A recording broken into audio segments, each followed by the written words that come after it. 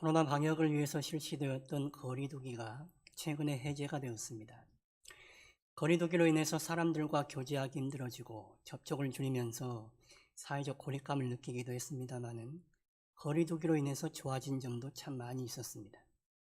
마스크를 쓰고 손 씻기를 잘하고 거리두기로 접촉을 줄이니까 감기가 확연하게 줄었죠. 사람들과 교제와 접촉을 줄이다 보니까 자기 시간이 늘어서 좋은 면도 있었습니다. 젊은 세대는 직장에서 회식하는 걸 참 싫어하는데 억지로 그 회식 자리에 앉아있지 않고 그 시간에 자기 개발할 수 있으니 참 좋아했습니다. 우리 사회는 참 바쁘게 돌아가는 사회입니다. 정신없이 살아가요. 그런 사회 가운데서 거리두기를 통해 잠시나마 시간을 가지고 여유를 가지게 돼서 사람들이 많이 좋아했었습니다. 요즘 워라밸을 중시하죠. 세상 속에서의 일과 자기 삶의 중심을 잘 잡는 것, 균형을 이루는 것, 이것을 중요시 여깁니다. 세상에서의 삶과 자기 가족을 돌보며 자기 자신을 돌보는 삶, 이 삶의 균형을 잘 잡아야 건강한 삶을 살아갈 수가 있습니다. 우리 신앙도 그래요. 우리 신앙도 균형을 잘 잡을 필요가 있습니다. 우리는 세상 나라와 하나님 나라를 살아가는 사람들입니다. 여러분은 세상 나라에 속한 사람으로 살아가십니까? 아니면 하나님 나라에 속한 사람으로 살아가고 계십니까? 이 두 사이에서 균형을 잘 잡으셔야 됩니다. 오늘 성경 말씀은 예수님께서 인간으로 이 땅에 계실 때에 어떤 신앙의 모습, 어떤 영성의 모습을 보여주셨는지를 우리에게 잘 묘사하고 있습니다. 예수님은 인간으로 이 땅에 계시면서 신앙의 균형 잡힌 모습, 또한 영성의 균형 잡힌 모습을 우리에게 보여주고 계십니다. 오병이어 기적을 경험한 사람들이 예수님을 따르기 시작했습니다. 예수님을 다르게 보았습니다. 오늘 본문 14절 말씀 보십시오. 우리 14절 말씀 같이 읽어보실까요? 그 사람들이 예수께서 행하신 이 표적을 보고 말하되 이는 참으로 세상에 오실 그 선지자라 하더라. 예수님이 행하신 이 오병이어의 놀라운 능력을 보고 사람들이 성경에 예언된 그 선지자구나라고 알았습니다. 그 선지자, 신명기 18장 15절을 보시면 이렇게 나와 있습니다.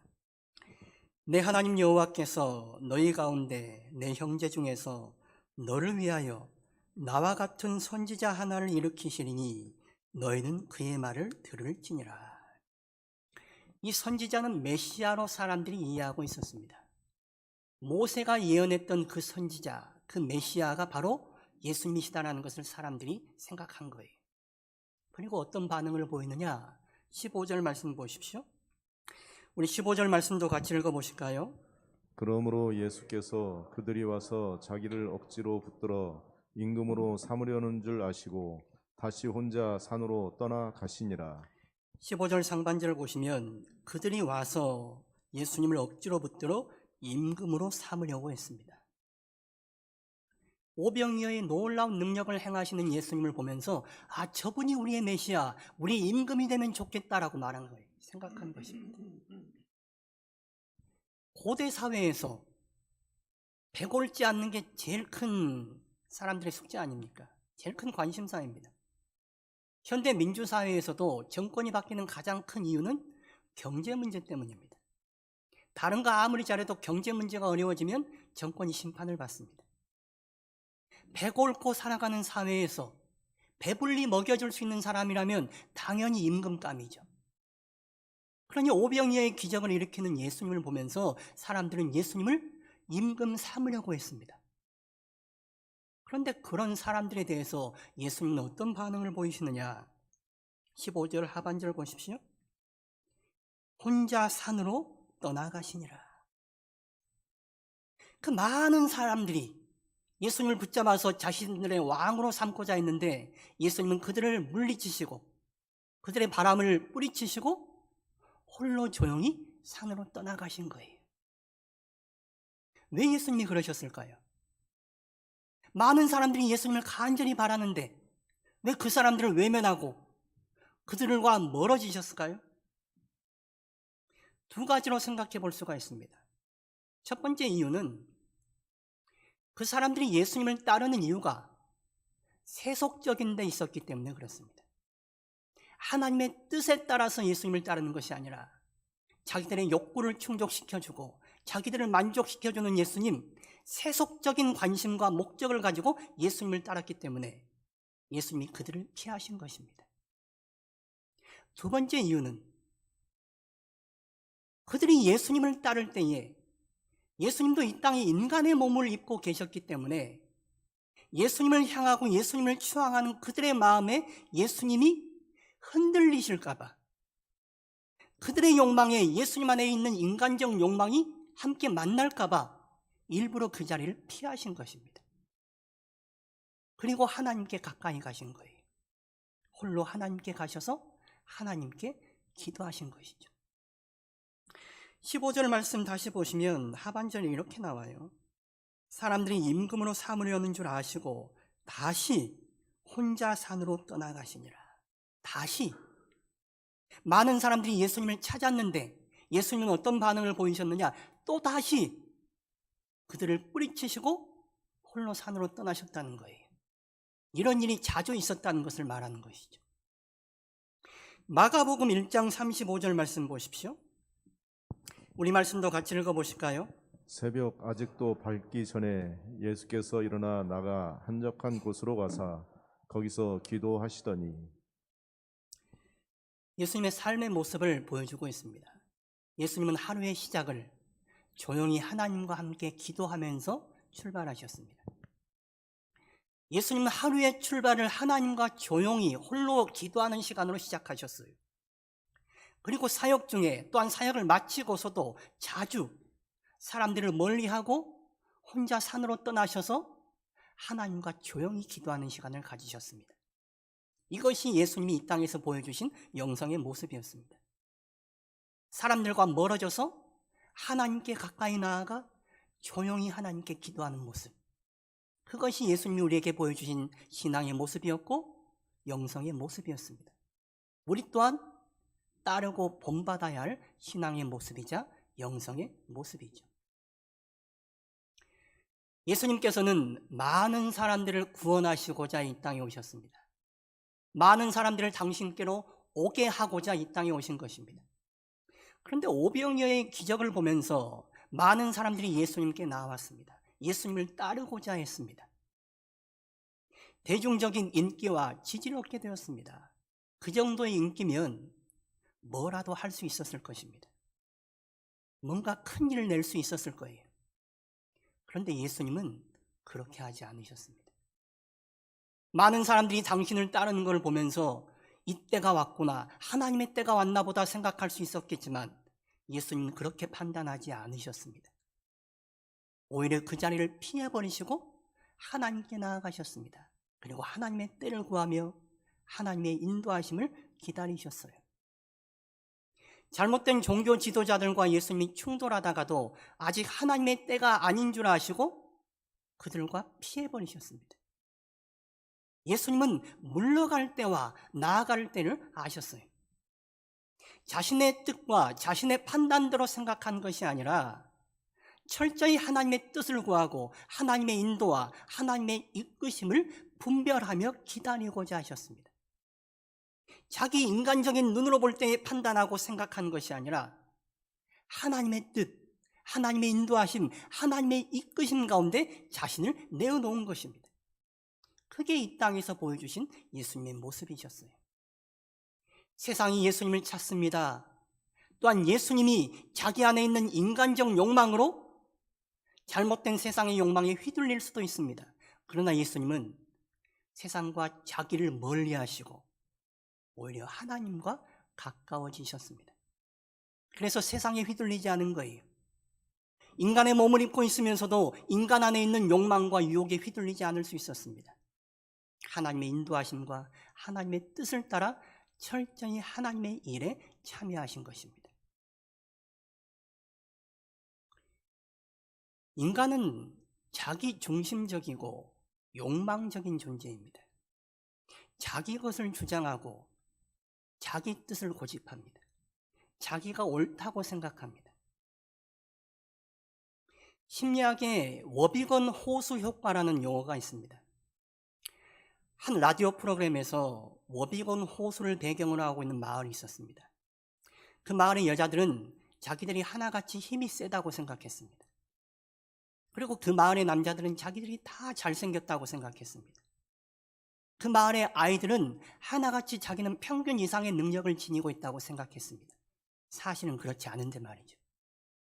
그렇게 자기를 평균보다 낫다고, 남들보다 우월하다고 착각하고 있는 오류에 대해서 워비건 호수 효과라는 용어를 붙인 것입니다. 실제 사람들을 조사해 보면 사람들은 자기가 남들보다 우월하다고, 낫다고 생각하는 경향을 보입니다. 미국인의 90%가 자기가 남들보다 운전을 잘한다 생각한답니다. 미국 노동자의 90%가 자기는 남들보다 일을 잘하고 생산적이라고 생각한답니다. 미국 대학생의 70%가 자기는 리더십이 평균 이상이라고 생각한답니다. 최근에는 다른 나라와 다른 문화권에서도 비슷한 연구 결과가 나오고 있습니다. 사람들은 이처럼 자기가 남들보다 낫다고, 우월하다고 과대평가를 하고 살아간다는 거예요. 자기 자신에 대해서 괜찮다, 나는 낫다, 좋다, 과대평가하는 것, 이것이 우리 인간이 지닌 심리적인 경향성입니다. 이게 인간 심리의 모습이고 인간 실존의 모습이에요. 나 정도면 괜찮다, 나는 남들보다는 낫다, 평균 이상이다. 그러나 우리 자신을 하나님 앞에서 보셔야 됩니다. 하나님 앞에서 보시면 우리 같은 죄인이 어디 있습니까? 우리 같은 허물투성이, 우리 같은 거짓과 오류투성이가 어디에 있습니까? 말씀의 거울에 비춰보면 우리가 얼마나 엉터리인지 알 수 있습니다. 그러나 말씀의 거울에 비춰보지 않으려고 합니다. 내가 거짓되다는 거, 내가 죄인이라는 거 드러나는 게 싫은 거예요. 말씀 앞에서도, 하나님 앞에서도 내가 죄인인 게 싫어요. 그게 어디 그리스도인입니까? 하나님 앞에 서지 않으면 우리는 다 괜찮다고, 나 정도면 괜찮은 목사라고, 나 정도면 괜찮은 장로라고 다 스스로 생각하며 살아가는 존재들입니다. 거룩하신 하나님 앞에 서셔야 됩니다. 예배는 영이신 하나님 앞에 영으로 나아가는 자리입니다. 영이신 그분 앞에 우리가 선다면, 거룩하신 그분 앞에 선다면 우리가 얼마나 추하고 거짓되고 죄악투성인지 보지 않을래야 보지 않을 수가 없을 것입니다. 우리의 허물과 죄악이 드러날 거예요. 그러나 우리는 우리의 허물과 죄를 보지 못합니다. 그러니 반성도 없고 회개도 없습니다. 그러니 변화도 없습니다. 영이신 하나님께 영으로 나아가지 않기 때문입니다. 설교 말씀을 들을 때에도 머리로만 들으려고 합니다. 이성적으로만 들으려고 합니다. 이성적으로 따지고 판단합니다. 여러분들 설교 말씀 어지간히 다 듣지 않으셨습니까? 성경 말씀 어지간히 다 알지 않습니까? 뭐가 옳고 그른지 여러분들 모르십니까? 아니요, 다 아세요. 그런데 여러분들 성경 말씀대로 사실 수 있습니까? 그렇게 못합니다. 알면서도 성경 말씀대로 못 살아요. 우리 머리로는 이해하고 이성으로 알아도 하나님 뜻대로 못 사는 게 우리예요. 왜입니까? 우리 안에 있는 죄성 때문에 그렇습니다. 영으로 하나님께 나아가지 않고, 영으로 하나님의 말씀을 받지 않고, 영으로 주님 앞에 서지 못하니 우리 영의 변화가 일어나지 않는 것입니다. 우리가 죄인이기 때문에 그래요. 아담의 아들인 가인과 아벨이 하나님께 제사를 드렸습니다. 가인은 농사를 짓는 사람이라 농산물로 제물 삼아 하나님께 제사를 드렸고, 아벨은 양을 치는 사람이라 양을 제물로 드려 제사를 드렸습니다. 하나님이 가인의 제사는 받지 않으시고 아벨의 제사만 받으셨습니다. 왜 하나님이 아벨의 제사만 받으셨을까요? 사람들이 흔히 생각할 때에 하나님께 짐승의 피로 제사를 드려야 되는데 가인은 농산물을 바쳤기 때문에 가인의 제사는 하나님이 받지 않으시고 양을 드린 아벨의 제사는 받으셨다라고 생각합니다. 그러나 그렇지 않습니다. 짐승을 잡아 죽이는 제사법은 레위기 시대에 나중에 나온 제사법입니다. 그리고 제사 중에는 곡식을 빻아서 드리는 소제라는 제사도 있습니다. 농사 짓는 사람은 농산물로 바칠 수 있는 것이고, 양을 치는 사람은 양을 제물로 바칠 수 있는 것이죠. 그것이 중요한 게 아니에요. 뭐가 중요한 것이냐? 하나님께 제물을 드리고 제사 드리는 그 사람의 마음이 어떠했느냐는 거예요. 가인은 하나님께 대충 자기의 농산물 중에 일부를 갖다가 제물로 바치고 제사를 드렸습니다. 그러나 아벨은 양 중에서도 첫 새끼를 골라가지고 그의 기름과 함께 하나님께 제사를 드렸습니다. 첫 새끼라는 것은 좋은 것을 가리키는 거예요. 구별했다는 거예요. 하나님께 마음을 썼다는 것이죠. 하나님께 자신의 좋은 것을 구별해서 정성을 다해 제물을 드리고 제사를 드렸습니다.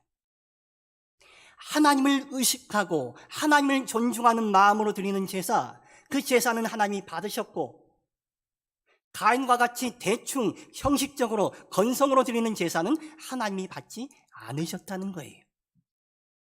가인이 하나님께 잘못한 것입니다. 그런데 가인이 어떻게 합니까? 하나님이 자기 제사는 받지 않고 동생의 제사는 받으셨다고 화를 냅니다. 자기가 잘못해놓고 화를 내는 거예요. 그때 하나님께서 가인에게 이렇게 말씀하세요. 창세기 4장 7절 말씀 보십시오. 우리 말씀 같이 읽어보실까요? 내가 선을 행하면 어찌 낯을 들지 못하겠느냐? 선을 행하지 아니하면 죄가 문 앞에 엎드려 있느니라. 죄가 너를 원하나 너는 죄를 다스릴지니라. 네가 선을 행하지 않았다라고 하나님이 지적하십니다. 네가 하나님 앞에 선을 행치 않고 악을 저질렀다는 거예요. 하나님을 건성으로 대했거든요. 하나님을 무시했거든요. 하나님을 무시하면서도 대충 제물 드리고 대충 제사 드리는 신용을 한 것입니다. 그것이 하나님 보시기에 선하지 않았습니다. 하나님께서 이렇게까지 말씀하셨으면 가인은 하나님께 더 나아가 물어봤어야 합니다. 하나님, 왜 내 제물은 받지 않고 아벨의 제물만 받는 것입니까? 내 문제가 뭡니까? 도대체 하나님 보시기에 뭐가 못마땅한 것입니까? 하나님께 질문했다면 가인은 알 수 있었을 것입니다. 그러나 가인은 하나님께 나아가 질문하지도 않고 기도하지도 않았습니다. 그저 화만 내고 있었습니다. 그리고 하나님께는 어찌할 수 없으니 자기의 분노와 시기를 자기 동생 아벨에게 돌렸습니다. 그리고 아벨을 죽입니다. 친동생을 죽인 것입니다. 하나님께서 그 마음 안에 일어나는 죄를 보고 죄가 너를 원하지만 너는 죄를 다스릴지니라 라고 말씀하셨음에도 불구하고 자기 마음을 다스리지 못했어요. 자기 죄를 보지 못했어요. 자기의 죄는 보지 못하고 회개는 없는 채 오히려 더 큰 죄 짓는 길로 나아가는 것입니다. 그리고 가인이 보여준 모습은 하나님을 떠나서 제멋대로 하고 살아가는 모습, 결국 하나님의 계보에서 빠지는 안타까운 죄인의 모습을 보여준 것입니다. 자기의 잘못을 인정하지 않고 오히려 분노하고 있는 것, 이게 우리 안에 있는 모습은 아닙니까? 하나님 앞에 우리가 서지 않으니 우리의 잘못을 보지도 못하고 잘못을 보지 못하니 잘못을 인정하지도 않습니다. 그저 자기의 뜻과 자기의 생각을 고집하고 자기 뜻대로 되지 않으면 반발하고 분노합니다. 그리고 하나님을 떠나게 되는 것입니다. 하나님 앞에 온전히 서지 못하는 사람, 하나님 앞에서 자신을 보지 못하는 사람, 그 사람은 자기 것만을 주장하게 되는 거예요. 가인과 같이 말이죠. 자기의 감정, 자기의 생각, 자기의 뜻이 결국 자기를 집어삼켜버리게 되는 것입니다. 예수님께서 이 땅에 사시는 동안 인간의 연약한 몸을 입고 계셨기 때문에 예수님도 인간의 이런 연약한 경향성에 휘둘릴 수 있었습니다. 그러나 예수님은 이런 인간의 잘못과 죄에 빠지지 않으셨습니다. 왜 그러셨느냐? 인간의 연약함을 아시고 자기 안에 생겨날 수 있는 욕망과 죄와 유혹들로부터 멀어지려 하셨기 때문에 그렇습니다. 세상 안에 있는 죄와 욕망, 인간 안에 있는 죄와 욕망, 자신 안에 있는 죄와 욕망을 충분히 감지하시고 의도적으로 거기서부터 멀어지려 하셨기 때문에 그 잘못된 것들로부터 휘둘리지 않을 수 있었던 것입니다. 그리고 예수님은 오히려 하나님께 가까이 나아가려 하셨습니다. 하나님께 가까이 갈수록 우리 안에 있는 잘못된 생각과 판단, 고집으로부터 멀어질 수 있고 거리를 둘 수 있습니다. 우리 자신으로부터, 세상으로부터 좀 멀찍하게 떨어져서 우리 자신과 세상을 들여다볼 필요가 있는 것이죠. 제가 애들 방학 때 저희 집 애들과 보드게임을 종종 했습니다. 그 게임을 하면서 제가 경험한 게, 게임에 참여해서 제가 게임을 하다 보면은 판세를 잘 못 읽어요. 제가 이길 수 있는 판도 놓치고 이런단 말이죠. 근데 제가 한 판을 쉬면서 남들이 하는 걸 가만히 보면 판세가 그렇게 잘 보입니다. 아, 저 사람은 저걸 가져가면 되고 저 사람은 저걸 막으면 된다. 잘 보여요. 우리가 장기 둘 때 남의 장기 훈수 두는 건 참 쉽습니다. 남의 장기는 그렇게 잘 보입니다. 그런데 내가 장기 둘 때는 잘 안 보여요. 왜 그렇습니까? 이기려는 마음이 앞서니 내 것만 보고 있으니 다른 건 안 보이는 거예요. 내 생각만 앞서고 있으니 다른 건 안 보이는 것입니다. 그러면 어찌해야 되느냐? 좀 멀찍이 떨어져서 보면 되는 거예요. 나를 객관화시키고 상황을 객관화시키는 거예요. 좀 멀찌감치서 떨어져 보면 내 자신과 날 둘러싼 상황이 더 잘 보이는 것입니다. 우리 자신과 우리를 둘러싼 상황으로부터 우리를 좀 멀찌감치 떨어져서 보게 하는 것, 그것이 바로 기도입니다. 기도는 하나님 앞에서 하는 거예요. 기도할 때 하나님께서, 성령께서 우리를 조명하십니다. 비춰주신단 말이에요. 우리의 문제가 무엇인지, 우리 안에 뭐가 지금 일어나고 있는지 가인에게 말씀하셨던 하나님께서 우리 안도 보여주시는 거예요. 그리고 우리를 둘러싼 상황이 어떤 상황인지 성령께서 우리에게 비춰주십니다. 그래서 기도할 때에 좁고 짧은 우리의 시선으로 바라보는 것이 아니라 넓고 깊은 하나님의 시선으로 바라볼 수 있게 되는 거예요. 내 생각과 내 뜻과 내 주장과 내 감정을 내려놓고 하나님의 뜻과 하나님의 인도하심을 구하고 기다리는 것, 그것이 바로 기도라는 것입니다. 그렇게 내 것을 내려놓고 하나님의 것을 구하고 기다리면 하나님께서 잘 보이게 하시는 거예요. 그런데 내 것을 내려놓지 않고 하나님 인도하심을 구하지 않으니, 기도하지 않으니 하나님의 인도하심도 받지 못하고 내 것만 옳다고 계속해서 주장하고 나아가게 되는 것이죠. 기도에는 두 가지 차원이 있습니다. 첫 번째는 우리의 필요와 도움을 요청하는, 도움을 간구하는 기도가 있어요. 두 번째는 하나님의 인도를 구하고 하나님의 뜻 가운데 우리를 놓는 기도가 있습니다. 7, 80년대에 산마다 기도원마다 사람들이 몰려들어서 열심히 기도했습니다. 기도 제목이 있으면 산에 올라서 산에 나무 뿌리 하나 뽑을 각오로 간절하게 부르짖어 기도했습니다. 그런데 요즘 그렇게 기도하는 분들 계십니까? 그런 기도는 사라지고 있습니다. 기도가 약화되고 있는 거예요. 왜 사람들이 기도 안 하는 줄 아십니까? 먹고 살만해서 그래요. 경제가 발전하고 이제 먹고 살만하거든요. 어지간히 자기가 수고하고 노력하면 어지간히 얻습니다. 예수 안 믿는 사람도, 기도 안 하는 사람도 잘 살아요. 그러니 기도하기보다는, 하나님 앞에 나아가기보다는 세상에 돈을 찾고 힘을 찾고 사람을 찾으려고 하는 거예요. 눈에 보이는 거 쉽잖아요. 그거 찾으면 쉽게 일이 이루어지니까요. 그래서 기도가 약화되고 있는 것입니다. 기도하지 않는 거예요. 이렇게 된 이유는 교회가 기도에 대해서 잘못 배웠기 때문에 그렇습니다. 한국 교회가 기도의 반만 배워서 그래요. 내가 아쉽고 내가 힘들 때에 하나님께 간절히 기도하는 것, 도움을 요청하는 기도, 그 기도는 잘 알아요. 그러나 그런 기도는 기독교인만 하는 것이 아니라 모든 종교인이라면 다 하는 기도입니다. 심지어는 종교를 갖고 있지 않는 사람조차도 무당을 찾아가든지 어떤 힘 있는 존재를 이용해서 자기의 필요를 채우고 도움을 요청하는 기도, 종교심에서 나오는 1차원적인 기도입니다. 성경과 예수님은 우리에게 그런 1차원적인 기도를 넘어서는 기도를 요청하십니다.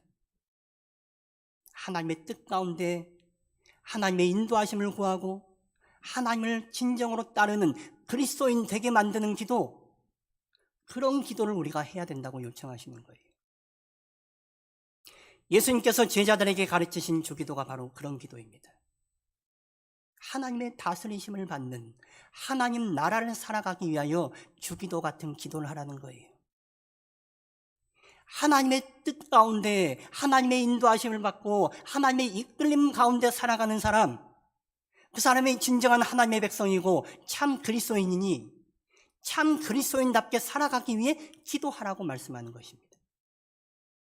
그러나 이런 기도는 하지 않고 그저 내가 필요하고 아쉬울 때만 하나님 찾고 기도하고 하나님께 도움만 요청하는 기도에 머물고 있으니 교회와 교인들이 고집쟁이가 되어가고 욕심쟁이가 되어가는 것입니다. 어지간하면 내 힘으로 다 이룰 수 있으니 이제 기도할 필요도 못 느낍니다. 자기 뜻만 고집하고 살아갑니다. 그러니 자기 생각대로만 살아가는 이상한 그리스도인들이 양산되고 있는 것입니다. 교회 밖 사람들과 다를 게 없습니다. 교회가 하나님의 뜻에 이끌리는 것이 아니라 사람들의 뜻과 사람들의 생각과 판단에 이끌리는 기관이 되었습니다. 왜요? 기도하지 않으니까요. 하나님의 뜻을 구하고 하나님의 인도하심을 기다리고 하나님의 이끄심 가운데 우리를 놓는 그런 기도를 하지 않으니까요. 우리 뜻과 우리 생각만 고집하는 우리가 하나님 안에 있고자 하는 것, 하나님의 뜻 가운데 살아가고 하나님께 이끌리고자 하는 것, 그것이 바로 기도입니다.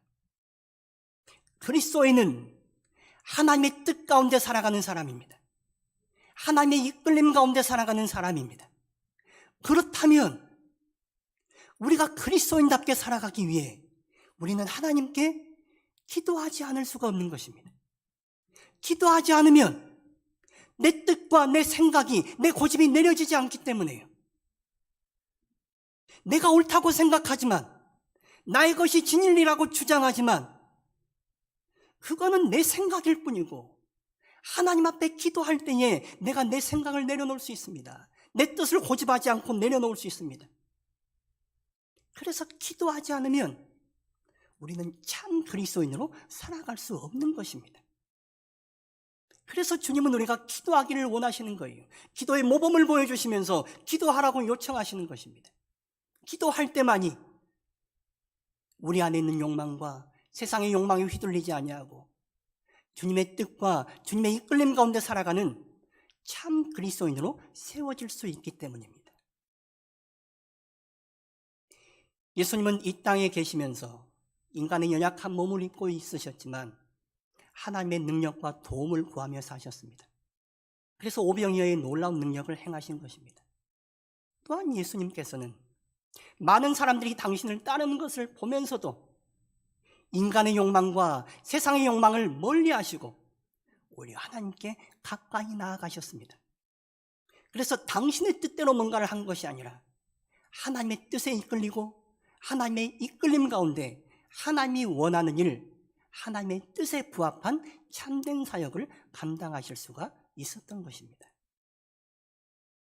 하나님께 도움과 필요를 요청하는 기도, 그리고 하나님의 뜻을 구하고 하나님의 인도함 가운데 우리를 놓는 기도, 모두 필요한 기도입니다. 하나님의 공급하심과 하나님의 능력을 간구하며 살아갈 때에 우리는 우리 삶 가운데 임하는 하나님의 일하심과 능력을 경험하게 될 것입니다. 그로써 우리의 믿음이 자라는 거예요. 우리의 자라난 믿음을 가지고 우리는 더더욱 하나님의 뜻을 구하게 됩니다. 하나님의 인도하심과 하나님의 이끌림 가운데 우리를 놓으려고 합니다. 그래서 하나님께 이끌리는 참된 그리스도인의 삶을 살아갈 수 있게 되는 것입니다. 기도는 우리를 하나님의 능력 가운데 살게 만듭니다. 또한 기도는 우리로 하여금 하나님께 이끌리는 참 그리스도인으로 살게 만듭니다. 우리를 유혹하고 우리가 휘둘리기 쉬운 세상의 욕망과 내 안에 있는 이기적인 자아와 욕망, 취약한 죄성에 우리는 좀 멀어질 필요가 있습니다. 그리고 우리를 참된 그리스도인으로 이끄시는 하나님께 좀 더 가까워질 필요가 있습니다. 그럴 때 우리가 세상 나라를 살아가지만 세상에 속한 자가 아니라 하나님께 속한 그리스도인으로 살아갈 수 있을 것입니다. 자기 자신과 세상과는 멀어지고 하나님과는 가까워지는 바른 영성 가운데 세워지시기를 바랍니다. 그럼으로써 참된 그리스도인으로 서가는 우리 모두가 되기를 축원합니다.